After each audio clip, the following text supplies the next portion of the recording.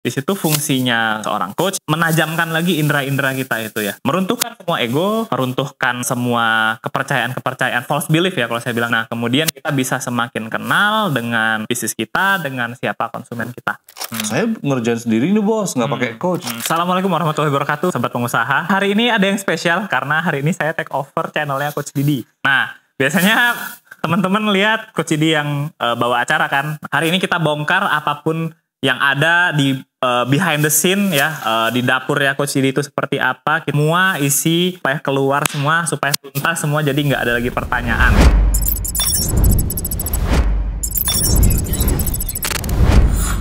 Hari ini beliau udah hadir teman-teman ya. Mungkin kita sapa dulu. Monggo Coach. Oke, makasih banyak ini Bang Iksan. Masya Allah, ini spesial banget pakai telur dan ayam ini kayaknya ya. Iya, karetnya 2 ini. Karetnya 2. Gitu. Oke. Ini seru banget. Saya terima kasih banyak ini Bang Iksan malah mau ngerampok dan membajak acara saya. Karena memang saya sebenarnya pengen banget berbagi dan menjawab banyak pertanyaan-pertanyaan dari kolom komentar dan para UMKM yang langsung bertanya di live Zoom kita ini. Nah, kalau gitu kita langsung mulai aja ya. Kayaknya pada udah nggak sabar ya. Dan juga saya yakin pada kepo. Emang apa sih yang ditanyain orang-orang gitu ya. Nah, kita mulai aja nih Coach. Dari mungkin saya pengen ngajakin ngobrol mungkin dari hal-hal yang sederhana dulu ya Coach Didi. Sebenarnya apa sih pertanyaan-pertanyaan dan masalah-masalah isu-isu yang sering muncul nih di kalangan teman-teman pengusaha? Pengusaha atau bisnis ini sama dengan hidup ya Bang Iksan ya. Kita melewati fase yang sebenarnya itu aja. Kalau kita lahir dari bayi, dari anak balita dulu, jadi anak-anak, kemudian remaja, kemudian ya mungkin ada beberapa yang melewati fase setelah remaja, alay dulu baru dewasa, kan gitu kan ya. Tua, kemudian setelah itu bisnis juga sama. Alaynya di mana tuh kalau bisnis? Iya, ada yang unik ya dari bukan beberapa nih, satu klien saya. Ini kode etik kami tidak boleh menyebutkan bahkan inisial atau bisnisnya karena itu kode etik kami sebagai professional coach. Beliau ini usahanya kuliner lah begitu ya. Cabangnya sudah banyak. Brandingnya luar biasa kuat, tapi omsetnya nggak ada. Aduh. Jadi datang ke saya itu mau minta tolong banget coach gitu ya. Ini hampir cash out gitu ya, hampir cash out dengan cabang yang banyak gitu, dengan karyawan yang banyak, dengan brand yang kuat sekali gitu ya.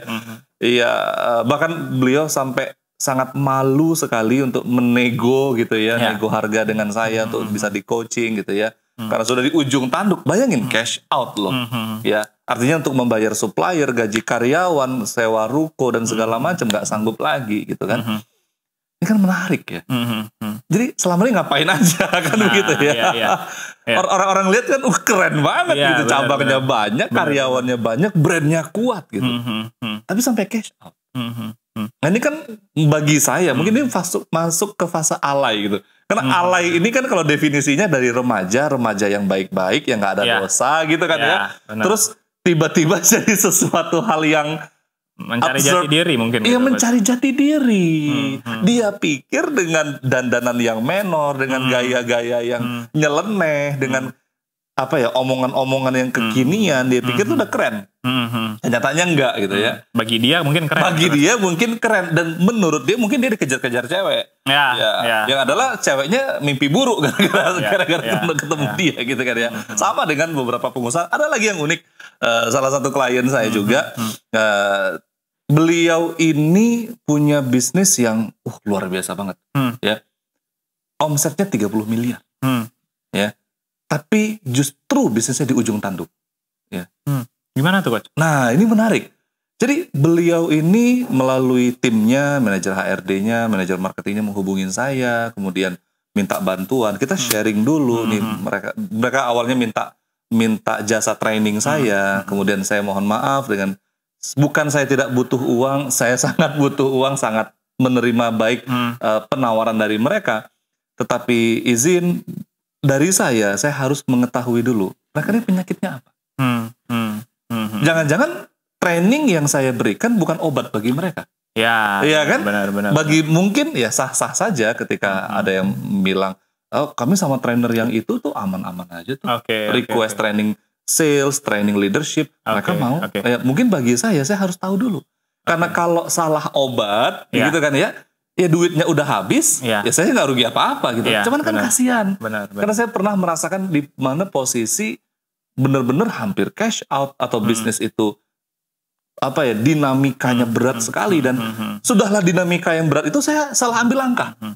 Oke. Nah, kalau gitu saya bisa mungkin tarik sedikit persamaan ya Coach ya. Artinya kebanyakan mungkin pengusaha ini nggak kenal dengan dirinya sendiri gitu Coach. Nah, lebih tepatnya tidak kenal dengan masalahnya, akar masalah. Nah, iya.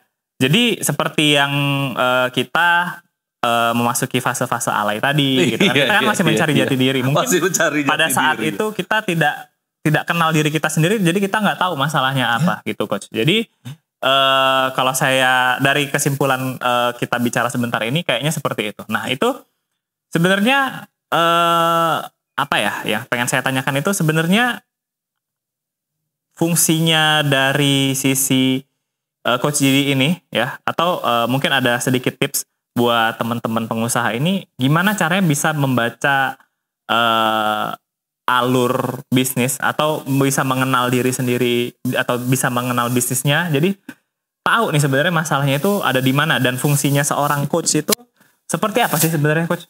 Saya agak bingung nih karena kan mungkin banyak orang atau banyak dari kita yang sedikit tersesat gitu kan. Karena trainer dan coaching ini kan bahasa Indonesia kan sama ya. Trainer, training, coaching pelatih, mentor lagi, konsultan gitu kan. Jadi konsulting itu gimana tuh Coach sebenarnya? Menarik sekali ini Bang Ihsan. Jadi bahkan bukan sedikit yang tersesat, memang mayoritas yang tersesat. Karena memang bisnis ini sama seperti hidup ya. Kita butuh buku panduan. Bayangkan ketika kita hidup tanpa agama atau panduan. Ya kan sekarang lagi tren ya. Ada agnostik lah, ada yang ateis lah. Saya tidak ingin membahas itu. Saya cuman ingin Bang Ihsan bisa bayangkan. Bang Ihsan tiba-tiba dapat mobil Ferrari. Ya, mungkin menikahi anak raja minyak dari Arab sana misalnya gitu ya, anak MBS gitu ya. Anak MBS gitu kan ya. Serem juga kan? Oh serem, jangan lah ya. Yang maksudnya anak orang kaya, alhamdulillah kan begitu kan. Ya dapat rezeki Ferrari, ya mungkin itu sebagai hadiah pernikahan gitu kan ya. Qadarullah, Bang Ihsan tinggalnya di Kota Pekanbaru kan memang ya. Tinggal di Kota Pekanbaru yang Ferrari itu bahkan bengkelnya nggak ada gitu kan ya. Dan bahkan Bang Ihsan mungkin tertutup dari akses ke Ferrari itu sendiri. Bang Ihsan nggak punya koneksi, nggak tahu menghubungin siapa, mungkin cara starternya pun nggak ngerti gitu kan ya, cara pedal gas dan segala macamnya. Let's say ya Ferrari 5000 cc kan begitu kan ya, dan itu bukan mobil sembarangan yang mungkin bisa dibawa di Kota Pekanbaru yang banyak becek dan ya walaupun banyak ojek di Pekanbaru, tapi jalan yang bergelombang ya dan segala macamnya. Bang Ihsan bisa bayangkan nggak sih kebingungan Bang Ihsan ketika mau mengoperasikan mobil itu? Bisa. Ya karena kan ya gimana ya Coach ya, ini mobil bukan sembarang mobil juga gitu kan. Nah di mana mungkin sistem pengoperasiannya berbeda dari mobil-mobil pada umumnya gitu kan. Teknik mengemudi ya walaupun mengemudi itu gitu-gitu aja ya, tapi kan dengan mesin yang besar tadi ya, dengan kapasitas mesin yang besar tadi kan tentu servisnya juga caranya mungkin beda dengan gitu bodi kan. yang sangat ceper gitu kan ya. Mungkin saya bakal bukan sangat bingung lagi Coach. Mungkin nggak saya pakai itu mobil itu. Saya simpen aja itu untuk dilihatin gitu. Foto-foto gitu. Nah sekarang bayangkan ketika kita bangun bisnis kan juga bukan modal kita semua dong. Iya nggak sih? Ada modal dari mertua mungkin, dari orang tua mungkin, pinjaman mungkin, atau mungkin menggadai maharnya istri dulu gitu kan ya. Iya karena fine saja bahwa kita memulai bisnis bukan dari orang yang berada, atau kita mulai dari bisnis di mana aja, taruhannya besar banget kan. Ketika kita gagal mengambil keputusan, mau tidak mau terus telan. Sekarang bayangkan ketika tidak ada yang memandu itu, alatnya itu aja ya. Misalnya nih, contoh ya untuk membuat sebuah meja yang ada di depan kita nih ya, butuh palu gitu kan ya, butuh gergaji, butuh apa lagi sih? amplas, butuh pahat, paku, lem. Tapi untuk menghasilkan sebuah meja, ya otomatis kan harus digambar dulu, gitu kan ya. Diukur dulu bentuknya, tahapannya seperti apa, kapan mau dipakai palunya, kapan mau dipakai gergajinya. Nah, training itu kita hanya diberikan informasi. Kita hanya di-train gitu, hanya diberikan satu knowledge atau skill. Benar. Bagaimana cara prakteknya, itu it's up to you gitu. Ya. Karena let's say pesertanya juga mungkin ratusan orang, ribuan orang yang kalaupun bertanya, ya pertanyaan yang bisa dijawab oleh trainernya sangat general. Betul. Ya gitu kan ya. Sementara bisnis itu sangat spesifik. Betul. Ya. Dari beberapa klien saya di bidang fashion saja, itu ada yang fashionnya memang spesialis hijab saja, ada yang memang fashion muslimah, ada yang fashion hijab untuk anak bayi, gitu kan ya. Ada retail, ada yang konveksi atau produsen, gitu. Itu variannya banyak sekali. Nah, coach itu tugasnya tidak mendidik. Tidak memberi ilmu. Kalau dia mau dapat ilmu, dia bisa baca buku, bisa ikut seminar tadi, ikut training tadi. Coach itu memandu dia, melakukan dengan cara yang tepat, mengeksekusi hal yang bahkan mungkin dia gampang di situ. Ya, jadi ini permisalannya seperti Bang Ihsan mau tanding bola. Ya. Kalau cuma sekedar main happy-happy, ini kan Bang Ihsan kan suka banget bola ya. Wah, iya, ya. Tim saya lagi leading nih. Oh, itu tim apa tuh? Waduh, Arsenal nih. Saya nih nggak pakai baju Arsenal. Pakai baju Arsenal. Biasanya saya pakai nih. Iya. Bang Ihsan bayangin kalau mau main sepak bola atau main futsal, mahal banget nggak sih kalau harus bayar coach? Oh ya, ngapain sebenarnya coach? Bukan mahal kan, mau happy football aja. Bener kan? Tujuannya bukan mau menangin kompetisi kan? Kita kalau walaupun itu menang kompetisi juga, misalnya lomba antar kampus gitu kan ya. Tapi ngapain pakai coach juga kan? Ya paling ya guru olahraga lah. Guru olahraga lah gitu ya.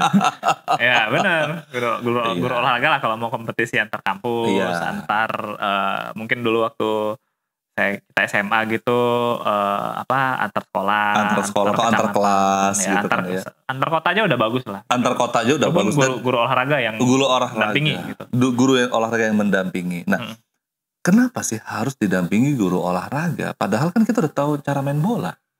Ya kan, bolanya satu ditendang gitu ya, gimana cara masukin ke gawang lawan, sesimpel itu sebenarnya. Ya, mungkin kalau kita pakai guru olahraga itu ada yang bisa ngeliatin gitu, Coach. Ada yang bisa ngeliatin si lawan kita ini mungkin si ini larinya kenceng. Nah, di tim kita ini si ini larinya lambat. Jadi bisa disubstitut tuh pemainnya tuh, digantiin. Jadi untuk nge-counter lawan kita yang larinya kenceng ya. Nah, karena kan namanya tim bola sekolah ya. Paling yang jago 1-2 orang gitu kan. Nah, jadi menghalaunya mereka ini supaya nggak kebobolan gitu kan. Nah, harus ada strategi tertentu gitu kan. Nah, kalau kita main-main sendiri aja ya kita sibuk dengan ego kita masing-masing gitu, Coach. Sibuk dengan ego kita masing-masing. Yang tadinya mau fun malah ketersinggungan. Benar. Betul kan ya? Benar. Nah, sekarang bayangkan ketika Arsenal, Liverpool dan klub-klub yang besar semua itu, mereka itu kan main bola untuk dapat uang. Benar. Gitu kan ya. Menjuarai sesuatu itu mereka bukan cuma sekedar juara, tapi ada value besar. Uang, popularitas, traffic, ya dan segala macamnya, bahkan pengaruh. Gitu kan ya. Benar. Yang mereka mau dapatkan. Maka nggak bisa sekedar ini kita main aja yuk.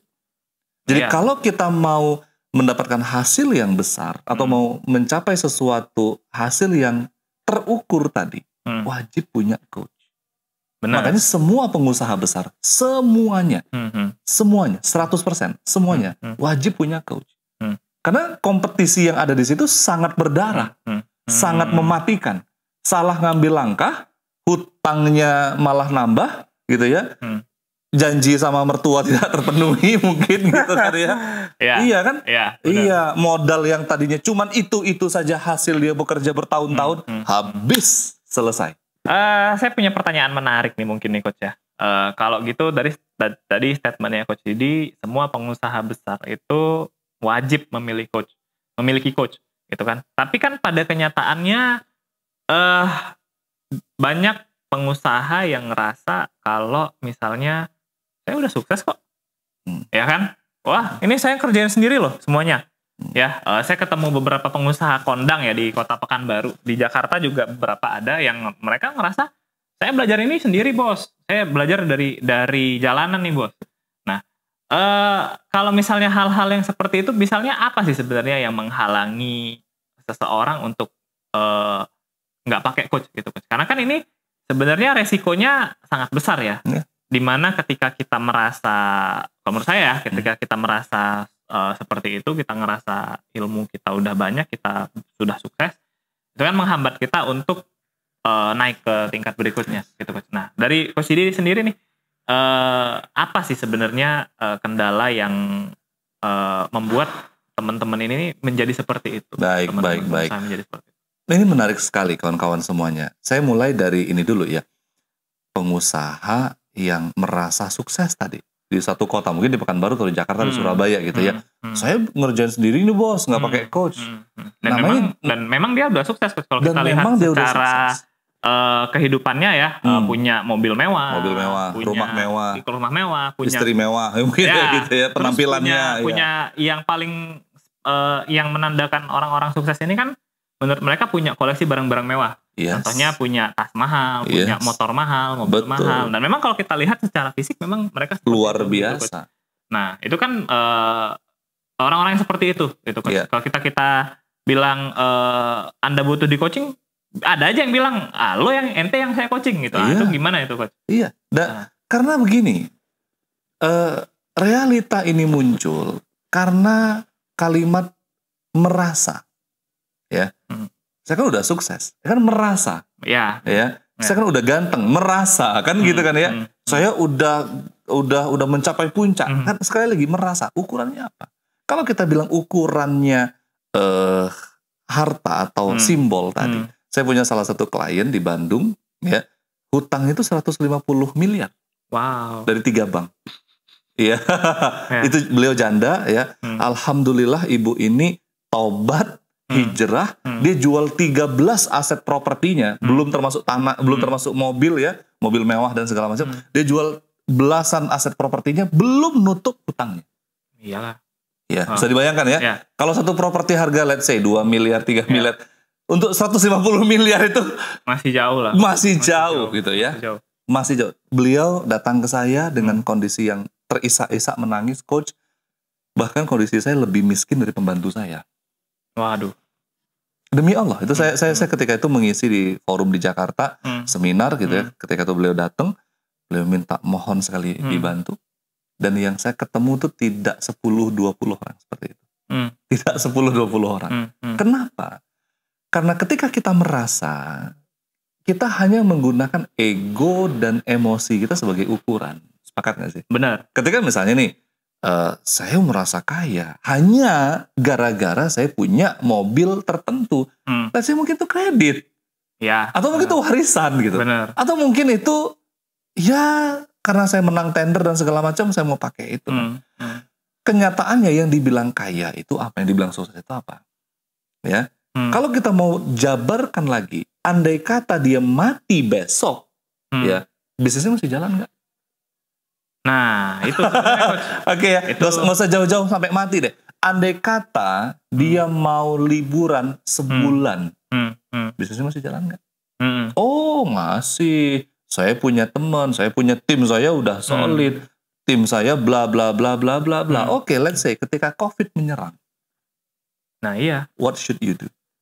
Nah, kebanyakan bahkan coach, pengusaha-pengusaha sekarang itu masih menggunakan COVID sebagai alasan gitu. Nah, apalagi oke lah, COVID mungkin udah agak basi. Perang Ukraina lah, ya bahkan padahal kadang-kadang kan sektor bisnis mereka nggak terkena langsung gitu kan. Nah, resesi bahkan juga dijadiin alasan gitu coach. Nah, jadi menjadikan alasan-alasan yang mungkin nggak terkait. Nah, jadi mereka jadi seperti itu coach. Nah, itu sebenarnya apa? Mungkin coach ini punya saran ya untuk teman-teman pengusaha yang nonton hari ini gitu. Sebenarnya apa langkah yang baiknya dilakukan gitu coach? Baik. Jadi begini, Kalau kita lihat, kenapa sekelas Steve Jobs yang katanya pebisnis jenius abad ini, dia punya coach namanya Bill Campbell. Ya. Teman-teman bisa baca di buku yang Coach Bill sendiri tulis, bagaimana Coach Bill ini memandu Steve Jobs yang betul-betul kacau balau bisnisnya ketika itu Apple itu, ya. Hanya saja kan memang coach ini tidak begitu dikenal, ya. Jauh lebih dikenal itu motivator, karena memang mereka tampil di depan. Ya kayak saya pribadi kan, coach itu ya kliennya terbatas dong. Betul. Kalau klien saya banyak, saya nggak bisa bagi waktu gitu. Iya, benar. Karena masalah dia jadi masalah saya. Betul. Karena yang saya tangani itu sangat intimate, sangat intens gitu. Bayangin, salah satu klien kami ini, sekali lagi kami harus menjaga kode etik. Bisnis dia bertumbuh dari 300 juta jadi 40 miliar dalam waktu 1 tahun. Waduh. Kan gila kan? Iya. Gila. Dan itu memang ketika itu saya punya klien nggak banyak ya. Beliau salah satunya yang memang saya fokusin banget gitu. Saya fokusin banget. Ketika saya mau mengisi seminar atau membuat konten yang apa, itu kan saya harus membagi waktu dong. Sementara ini dia butuh fokus yang tajam begitu. Betul. Nah, ini yang kemudian kalah kan. Kalah saya dibandingkan dengan motivator, dengan trainer, dengan public speaker yang lainnya, content creator bisnis, kan begitu ya. Mereka pikir, pengusaha di luaran pikir, coach itu cuma sekedar ngomong. Ya, gitu kan, benar. Cuman sekedar, oh ini Anda butuh marketing, butuh ini, butuh itu. Oh enggak. Ketika saya membimbing klien gitu ya, didudukkan, ya masalah you apa? Masalah saya omset nggak ada. Apa yang membuat omsetnya nggak ada? Wah, saya udah ngiklan tapi boncos. Apa yang membuat iklannya boncos? Setelah kita bongkar, ternyata timnya abal-abal, kaleng-kaleng. Gimana iklannya mau naik kan begitu kan ya? Nggak tepat sasaran, dia nggak ngerti segmen. Betul. Otomatis kan itu yang diberesin. Berarti harus dicari tim yang bagus. Bagaimana cara menseleksinya? Bagaimana melihat indikator bahwa tim itu tepat untuk dia. Nah, sehingga pembinaan yang intens ini ya, seperti di bola ya, football coach ya, yang dia intens sekali. Even bahkan klub bola yang kaya raya punya banyak uang tidak membuat kemudian langsung bisa menang kejuaraan. Betul. Coach itu memang harus melihat dari akar masalahnya. Betul. Apa akarnya, memetakan, kemudian memilih orang-orang terbaik yang menjadi squad, kemudian melancarkan strategi, dan kalaupun strategi yang dilancarkan tidak efektif, maka harus di counter attack, dilakukan serangan balik, harus dirubah. Nah, jadi apa pesannya nih untuk dari pengusaha-pengusaha yang saya nggak butuh coach, gitu kan ya, saya ini sukses karena saya, kan begitu ya. Kita harus pahami bahwa musuh yang menghancurkan diri kita itu bukan kegagalan kita. Bukan ketakutan yang kita lihat, bukan masalah yang di depan mata kita. Musuh yang paling berat itu adalah ego. Ya. Iya, ego. Yang jujur saya pun jatuh karena itu. Saya sendiri pun masih berjuang hingga hari ini untuk mengatasi atau menunggangi ego itu. Karena sangat banyak orang yang sukses mengambil hikmah dari kegagalan. Tapi sangat sedikit yang mampu tetap bertumbuh dalam kesuksesan, dalam situasi yang sangat nyaman. Itu jauh lebih berat perjuangannya.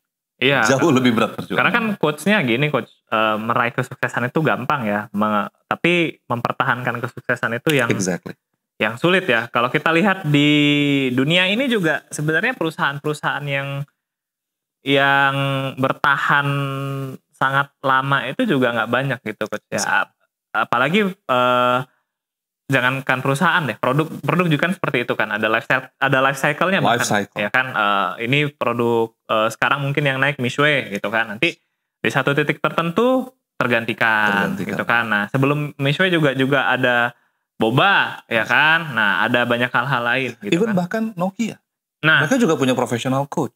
Kenapa bahkan mereka bangkrut? Kodak, mereka juga punya professional coach.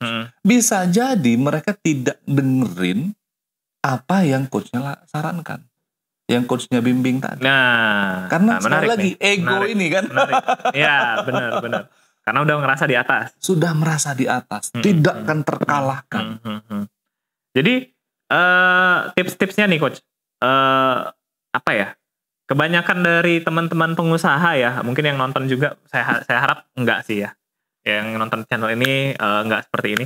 Kebanyakan pengusaha itu bahkan udah ngerasa mereka alumni seminar gitu coach. Wah, saya punya temen dia punya 17 sertifikat seminar gitu kan. Nah, lalu apa sebenarnya yang menghalangi mereka untuk join untuk menjadi di coach tertentu gini coach? Karena kan menurut mereka ilmunya kan gitu-gitu aja ya kan, ilmunya sama-sama aja. Kemudian yang diomongin juga kurang lebih sama gitu kan. Kenapa saya harus bayar coach? Gitu. Nah itu gimana? Ini menarik sekali kawan-kawan. Beberapa klien saya itu bahkan ketika ketemu dengan saya di awal gitu ya, ketika beliau, saya mungkin tidak mengatakannya sombong, tetapi mereka memang merasa bahwa saya udah tahu marketing, branding saya udah khatam, ya udah dengan Pak Subiakto ya, Pak B, dengan Mas Dodi mungkin, dengan ini itu gitu ya. Terus apalagi ilmu keuangan, saya udah khatam juga gitu ya. Terus ketika ketemu dengan saya, maaf coach ini bisnisnya apa? Ya, itu paling sering udah sehebat apa? Coach ada certified apa? Saya dengan izin, saya mohon maaf ya. Saya tidak mau jualan sertifikat, tidak mau jualan bisnis saya apa, omset saya berapa. Saya cuma mau tanya, apa keputusan yang paling Anda sesali di bisnis Anda di tahun lalu? Saya tanya itu aja. Ya, apa keputusan yang paling Anda sesali di tahun lalu di bisnis Anda? Dia jawab, saya salah invest. Wah, dia gitu ya. Dia memperbesar gedung dengan nominal sekian miliar gitu ya, menyiapkan segala macamnya, infrastrukturnya. Ternyata setelah dia marketing nggak dapet. Gitu ya. Dia jualan barangnya nggak laku. Setelah dia coba, ternyata kalaupun laku tetap high cost. Saya tanya, terus apa yang mendasari Anda mengambil keputusan untuk invest di tahun lalu? Kan Anda udah ikut training marketing. Anda kan udah ikut tentang cash flow, tentang keuangan, melihat bisnis plan dan segala macam. Apa yang mendorong Anda melakukan investasi? Ya, saya mau memperbesar bisnis, coach. Ya, omset saya segini, saya mau naikin lagi segini. Iya kan? Maka saya harus naikin kapasitas tuh. Oke. Menurut Anda naikin kapasitas apa yang harus investasi, apa yang harus buka cabang atau buka lebih besar? Ya memang harus coach. Yakin. Bukankah kalau kita lihat Apple untuk memperbesar keuangannya, dia nggak buat iPhone yang layar lipat lah. Tidak harus keluar uang yang banyak, tapi revenue-nya gila-gilaan. Saya kembalikan ke tadi contoh kasus sih. Katakanlah calon klien lah atau temen sharing UMKM tadi ya, yang dia udah invest bangunan sekian miliar, tau-taunya nggak dapet, kan gitu kan ya? Benar. Saya kemudian tanya, Anda sebenarnya ketika melakukan kesalahan itu hari ini, kan kesalahannya kan keputusan tahun lalu, benar. Apa yang harus Anda bayar hari ini? Dengan netes air mata, dengan dia diam terlama, dia bilang bunga yang harus saya bayar. Saya harus bayar cicilan ratusan juta tiap bulan.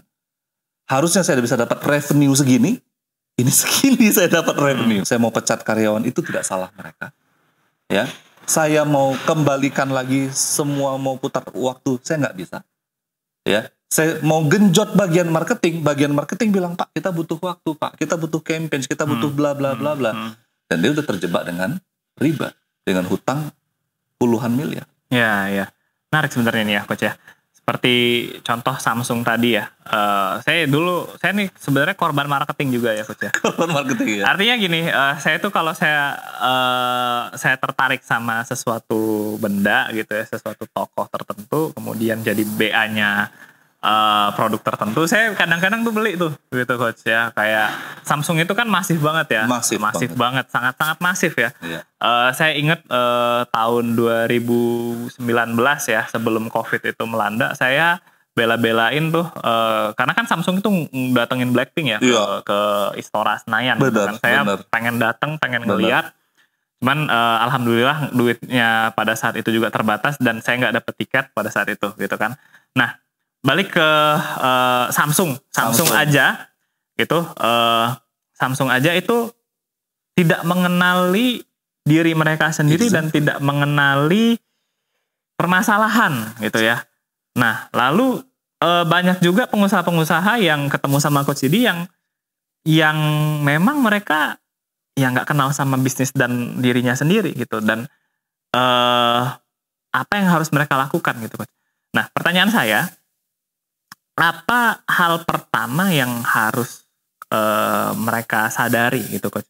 Artinya begini, untuk saya bisa kenal bisnis saya gitu, sektor mana dulu yang harus saya mulai kenali gitu, seperti itu mungkin, Coach. Baik, ini pertanyaan yang cerdas banget ya kawan-kawan. Karena banyak banget yang nanya saya seperti ini, Coach, apa saya harus melihat marketing ya? Nah, kan marketing kan ujung tombak. Coach, apa saya harus laporan keuangan ya? Kan kalau cash out kan, waduh, tewas juga kan begitu ya. Apa saya harus mulai memperhatikan lini produksi? Oke.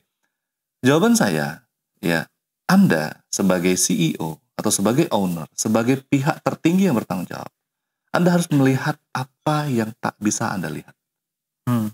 Ya, Anda harus bisa melihat hal yang tak bisa Anda lihat. Jadi permisalan itu begini, Bapak Ibu. Ketika kita menjalankan bisnis, kita bisa melihat, oh, ini kayaknya marketingnya kurang oke. Oke, paling-paling kan omsetnya ya stuck di situ-situ aja. Kita bisa melihat, kayaknya di lini produksi ini nggak efisien deh. Kayaknya mesinnya harus di-upgrade deh. Ya kan paling-paling masalahnya apa sih? Ya produknya kan stagnan gitu kan, kualitasnya ya menengah kan gitu. Ketika kita sadar bahwa di keuangan nih kayaknya nih, saya lihat nih kurang bagus deh. Bukan cuma analisanya, bahkan pencatatan keuangannya juga nggak rapi. Paling-paling kan ya uangnya agak-agak tersendat. Tapi kalau kita tidak menyadari masalah yang bahkan kita nggak bisa lihat, tiba-tiba pom, kita dihajar oleh masalah, dan semua bisnis kita habis. Saya kasih contoh. Ketika itu pas di saat COVID ya, ada salah seorang UMKM memberanikan diri untuk meminta tolong saya untuk di coaching. Bisnisnya cemilan, oke ya. Beliau cuma ibu rumah tangga, ya. Ketika itu beliau menanyakan, Coach, mungkin nggak ya ibu rumah tangga saya kayak begini, UMKM kelas rumahan, gitu ya, produksinya memang di rumah gitu ya, bisa punya omset miliaran. Saya bilang, emang Apple sendiri perusahaan multinasional mulainya dari kapan? Dari planet, kan gitu kan? Langsung dari gedung yang gede kan enggak? Dari garasi. Saya bilang, kenapa enggak? Oke, let's restart it. Kita mulai coaching. Ya, pertanyaan saya, apa yang ibu enggak bisa lihat? Wah, itu jawabannya itu panjang. Bisa menemukan hal yang enggak bisa dia lihat, itu butuh waktu. Let's say sehari, 2 hari, sebulan. Ya alhamdulillah karena bisnisnya nggak terlalu besar, dia cuma butuh waktu 1 minggu. Hal yang nggak bisa dia lihat.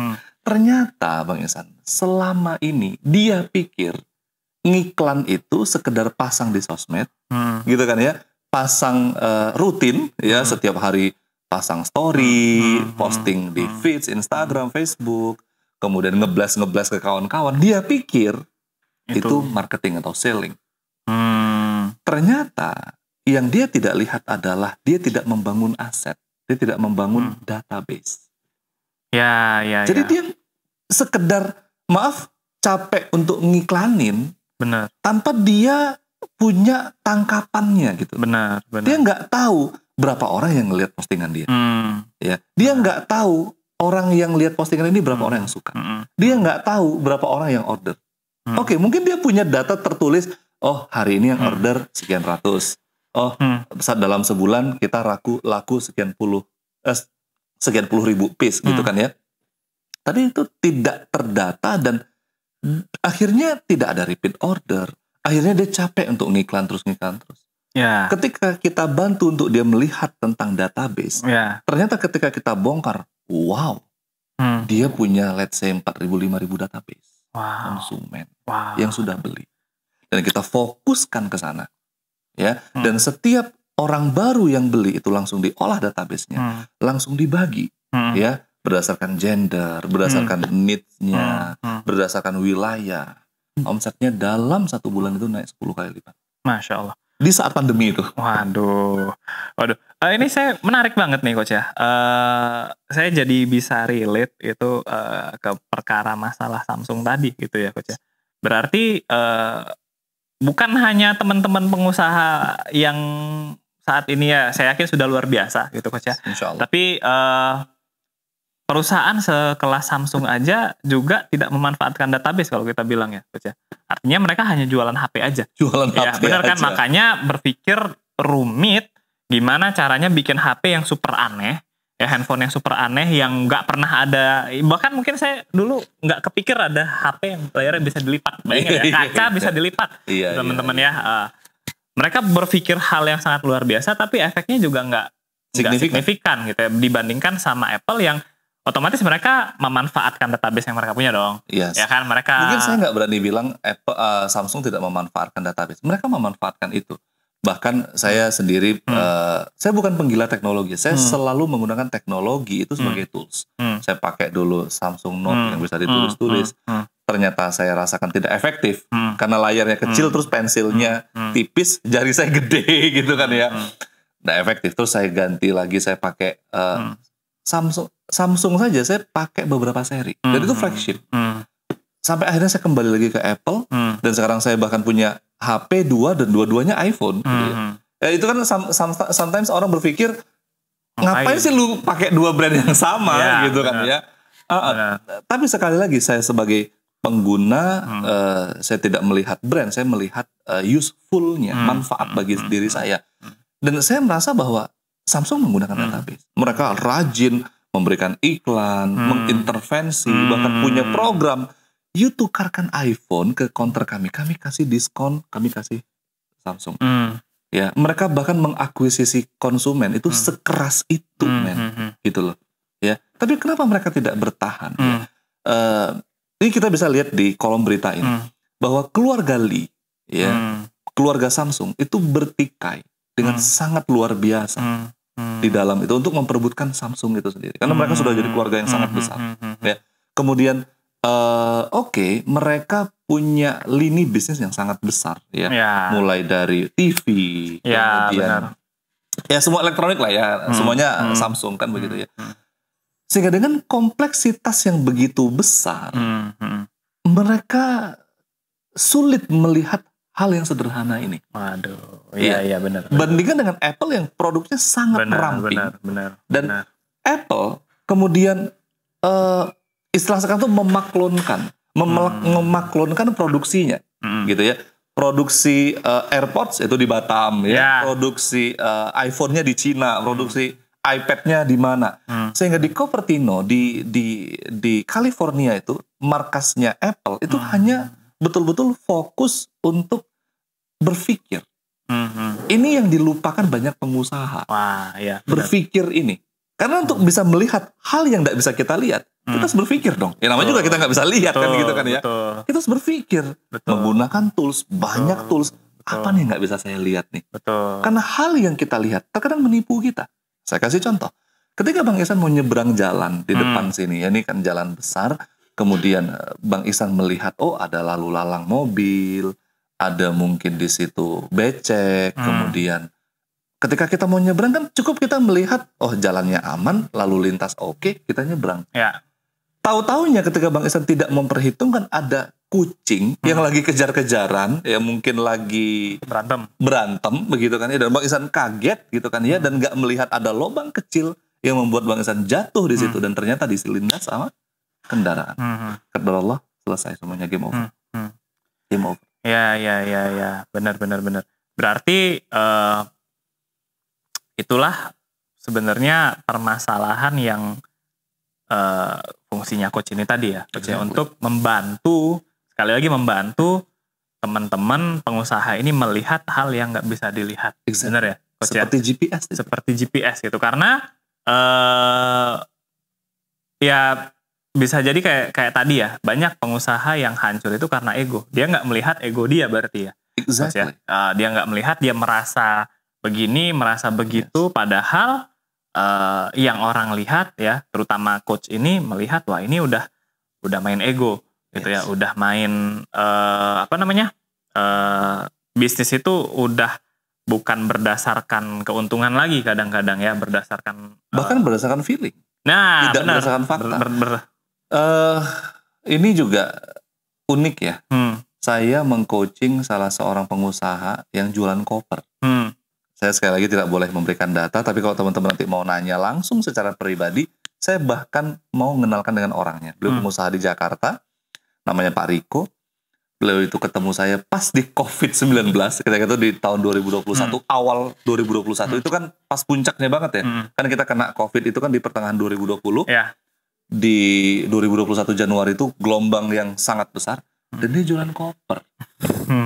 Dia bisa melakukan apa sih dengan jualannya koper ya kan gitu kan ya? Iya, pasti. Iya, dan sebelumnya dia sudah pengusaha yang omsetnya satu bulannya 1 M, 1,2 M, sekitar itu. Dan di COVID hancur dong. Pasti. Nah, apa yang saya lakukan? Saya nggak ngajarin dia jualan, saya nggak ngajarin dia branding dan keuangan.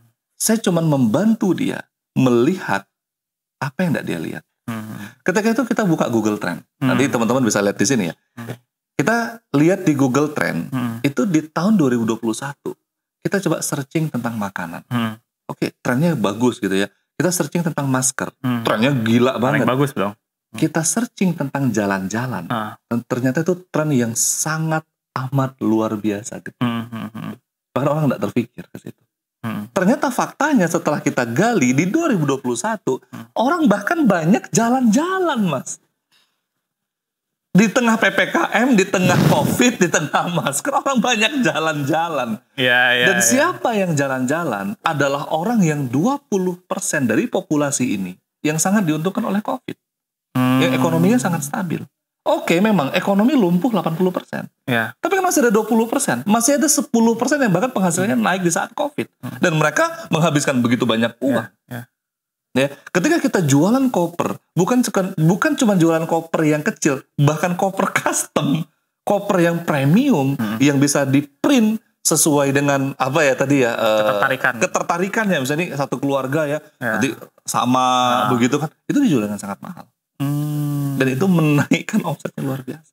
Luar biasa. Ya memang itu hal yang saya juga nggak kepikir kali, Coach ya. Saya jangankan nggak ngelihat ya teman-teman ya, kepikir mungkin juga enggak, karena sudah terpaku sama hal-hal yang kita rasakan tadi ya, Coach ya. Sudah terpaku ke hal-hal yang bisa kita lihat, situasi setiap hari kita buka TV, orang meninggal, orang begini, orang travel begitu. Tutup, nggak dibolehkan gitu. Nah, jadi mungkin kita wrap up aja, Coach ya, karena pembicaraannya udah sangat luar biasa sebenarnya, Coach ya. Saya sebenarnya masih banyak yang pengen kita gali ini ya. Cuman mungkin next time kita ketemu ya dengan pembicaraan yang lebih menarik lagi, lebih dalam lagi ya, dengan mungkin bintang tamu yang luar biasa ya, yang lebih luar biasa, tapi dengan hostnya Coach Didi dong ya. Ini kan hari ini kan saya take over channelnya Coach Didi nih ya. Udah saya obrak-abrik ya teman-teman ya, udah kita obrak-abrik pengalamannya beliau, isi kepalanya beliau ya, kemudian contoh-contoh yang sangat real gitu ya dari klien-kliennya beliau gitu. Mudah-mudahan teman-teman bisa mengambil hikmah dari podcast kita hari ini ya, pembicaraan kali ini ya. Dari saya mungkin saya sedikit wrap up ya teman-teman pengusaha gitu ya. Pertama itu kita kenali dulu bisnis kita kenali dulu diri kita gitu ya. Kita kenali dulu bisnis kita ini mungkin bergerak di sektor apa, konsumennya mungkin siapa, permasalahan mereka apa, jadi kita bisa kenal gitu. Jadi kita bisa turun ke bawah, permasalahan sebenarnya datangnya dari mana gitu ya. Kedua itu kita setelah kita kenal diri kita jangan merasa gitu ya, merasa ini, merasa itu, merasa begini, merasa begitu, ego semua yang kita mainkan di situ ya, Coach ya. Kemudian yang ketiga, nah ini yang sangat penting dan sering banget dilupain sama mungkin teman-teman pengusaha, atau mungkin sebenarnya nggak dilupain, atau sengaja aja nggak dipakai gitu ya. Dimana fungsi seorang coach itu, kenapa teman-teman ini butuh seorang coach itu untuk melihat sesuatu yang bahkan nggak bisa kita lihat gitu. Kita sense aja dengan indera kita ya, yang mungkin 5 atau mungkin 6 gitu ya, mungkin 7 dengan pikiran gitu kan. Ya kan? Nah, otak itu kan sebenarnya organ indera juga gitu kan. Nah, pusat indera bahkan ya. Bahkan pusat indera. Nah, kita tetap sebagai seorang manusia punya keterbatasan ya, punya keterbatasan. Jadi di situ fungsinya seorang coach ya, seperti coach ini ya, yang merangsang kita untuk menajamkan lagi indera-indera kita itu ya, coach ya, supaya kita bisa meruntuhkan semua ego, meruntuhkan semua kepercayaan false belief ya, kalau saya bilang false belief. Nah, kemudian kita bisa semakin kenal dengan bisnis kita, dengan siapa konsumen kita. Itu aja, mungkin teman-teman dari Coach Didi mungkin ada quote of the day-nya hari ini apa, Coach? Iya, sederhana kawan-kawan, bahwa jangan pernah takut gagal, karena gagal nggak akan membunuhmu. Paling-paling gagal itu membuat kita terkapar dan kita akan tetap bangkit lagi karena kita punya motivasi. Justru khawatirlah dengan zona nyaman dan kesuksesan, karena itu adalah silent killer. Oke, terima kasih Coach Didi ya, teman-teman, terima kasih ya teman-teman sobat pengusaha yang udah hadir mengikutin podcast kita sampai terakhir nih ya. Acara ini saya tutup ya, saya kembalikan ke hostnya ya untuk next episode-nya. Terima kasih. Wassalamualaikum warahmatullahi wabarakatuh.